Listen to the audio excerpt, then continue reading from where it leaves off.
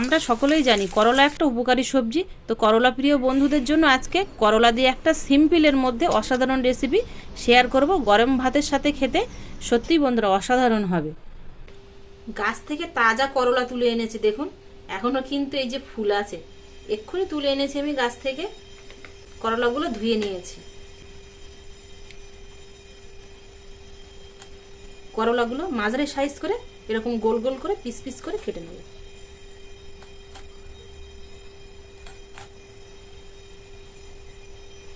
ভেতরের দানাগুলো বের করে দেবো, পোক্ত দানাগুলো। আর দেখুন ঠিক আমি এরকম সাইজ রেখেছি, খুব মোটা না আবার খুব পাতলা না। করলার দানা খাওয়া খুবই ভালো, তবে যদি আপনারা না খেতে চান তাহলে এইভাবে দানাগুলো বের করে দেবেন।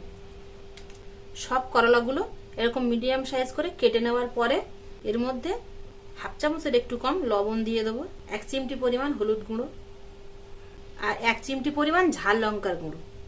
এই লঙ্কার গুঁড়োটা কিন্তু ঝাল লাগবে। এবার উচ্ছেটা মাখিয়ে দেবো মশলাটা দিয়ে।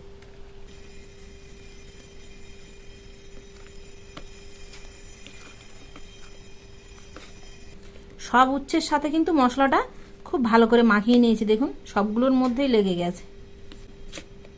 এ সাইডে কড়া বসিয়ে দিয়েছি, কড়াটা হালকা একটু গরম হয়ে গেছে। এবার এখানে নিয়েছি আমি মৌরি, ধনে আর জিরে, এগুলো কিন্তু সমান সমান করে নিয়েছি। আর 3টে লবঙ্গ, একটা দারচিনি আর একটা এলাচ, এইগুলো শুকনো কড়ায় ভেজে নেব। মশলাটা হালকা করে ভাজবো যাতে মশলাটা গুঁড়ো করতে পারি। মশলাটা কিন্তু ভাজা হয়ে গেলে দেখবেন মশলার আর ফ্লেভার থাকে না। মশলাটা গরম হয়ে গেছে, হালকা একটু চটচট চটচট করে আওয়াজ হচ্ছে, নামিয়ে নেব। গরম কড়াই দিয়ে দেবো সাদা তেল। অল্প দিলাম কারণ অল্প তেলের মধ্যেই আমি করলাটা ভেজে নেব।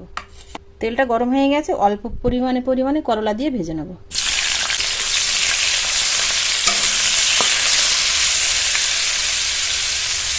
আপনারা বেশি তেলেও ভাজতে পারেন, কিন্তু অল্প তেলটা দিলাম যাতে আমি এই তেলে পরবর্তীতে রান্নাটা করে নিতে পারি। কারণ এই করলার তেল আবার তিতো হয়ে যায়, তো অন্য রান্না করা যাবে না এতে। একমাত্র শুক্তো রান্না করা ছাড়া বা যে কোনো তিতো রান্না ছাড়া আর কোনো রান্না কিন্তু করা যাবে না, সেই জন্য অল্প তেলে ভেজে নিই।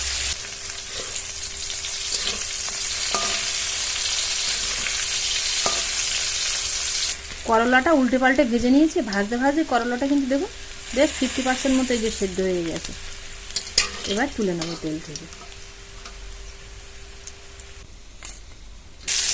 বাকিগুলো দিয়ে একইভাবে ভেজে নেব। ভাজার পরে কড়াই দেখুন আর নামমাত্র তেল আছে। এই তেলের মধ্যে আমি আগে থেকেই একটা নারকেল পেস্ট করে নারকেলের দুধটা বের করে রেখেছি, জল দিয়ে ছেঁকেই নিয়েছি। এই দুধটা দিয়ে দেবো। এর মধ্যে কিন্তু জল দেবো না, এই দুধ দিয়ে এই রেসিপিটা বানাবো।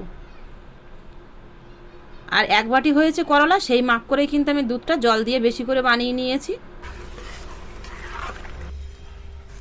দুধটা কিছুক্ষণ ফুটিয়ে নিয়েছি, বেশ 3-4 মিনিট। এবার এর মধ্যে ভেজে রাখা করলাগুলো দিয়ে দেবো আর দিয়ে দেবো 1 চামচ পরিমাণ চিনি।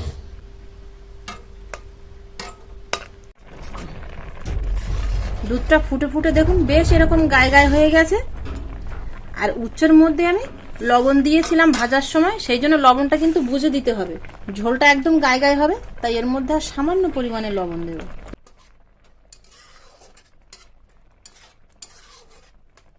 উচ্ছের যে বাকি অংশটুকু সেদ্ধ হতে বাকি ছিল, দেখুন সেদ্ধ হয়ে গেছে পুরোপুরি উচ্ছেগুলো। একদমই ঝোল লাগবে না, ঠিক উচ্ছের এরকম গায়ে গায়ে ঝোলটা থাকবে। আর এরকমই আছে। এবার নামিয়ে নেব, তবে নামানোর আগে ভাজা মশলার গুঁড়োটা দিয়ে দেবো। একটু এপিট ওপিট করে নেড়ে চেড়েই নামিয়ে নেব। ভাজা মশলা দিয়ে বেশিক্ষণ রাখলে হবে না। আর এই রেসিপিটা গরম ভাতের সাথে অসাধারণ হবে খেতে, করলা প্রিয় বন্ধুদের জন্য। তো রেসিপিটা ভালো লাগলে লাইক করে কমেন্টে জানাতে ভুল করবেন না।